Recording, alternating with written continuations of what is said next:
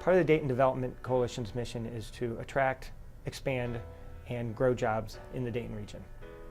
Well, both DP&L and the DP&L Foundation have allowed us, the Dayton Development Coalition and the region, to be successful on attracting companies like Fuyao, growing companies like GE and Emerson, and retaining companies throughout this 14-county region.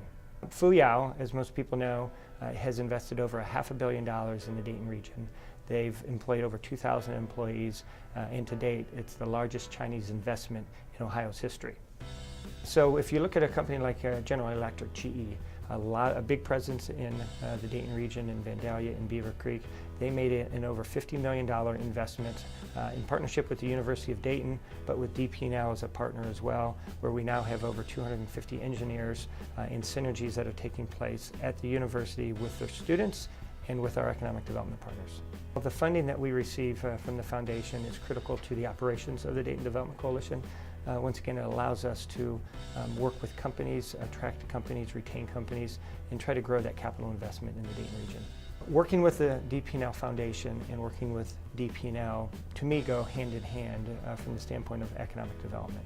We are working with companies, and if it's attracting a company like a Fuyao, who needs tons of electric power to the site, that's something that is very critical for that project moving forward to make sure it's financially feasible. And what it allows us to do is allows that company to employ right now over 2,000 employees. And if you look at the Dayton region over the years, with GM going out of business, with NCR moving and going to another state, the Dayton region has rebounded in a huge way, and a large part of that is because of DP&L. The residents of the Dayton region are impacted in a positive way in multiple ways. I think first it gives opportunities of employment, and once they're employed it gives opportunities for advancement. And once these our citizens in the region are working, it allows the GDP in our region to go up, which allows them to purchase more. If it's going to the green, if it's going to Austin Landing, if it's going to the movies and restaurants, that's what we want to see at the end of the day. We're fortunate in this region to have a very strong feds, eds, and meds. And most people know the federal government with Wright-Patterson Air Force Base and the VA, a driving industry in our region. The educational institutions such as Wright State, UD, Sinclair, Clark State University, something that businesses need to get the employers going. And from the standpoint of the healthcare side of things, we have Dayton Children's, Premier, Kettering, one of the strongest healthcare networks and drivers in our region. And all of those groups working together is what's moving this region forward. Small business is very critical in the Dayton region, the state of Ohio, and the country, and we're seeing a lot more of that happen. Especially in the Dayton region.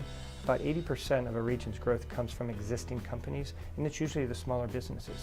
The bigger businesses sometimes get the headlines in the newspapers, but when you look at some of these startups that are happening in downtown and throughout our region, that's what's going to drive us into the future. And if you look at companies like Crush Technologies, that's a company that could have been anywhere in the world.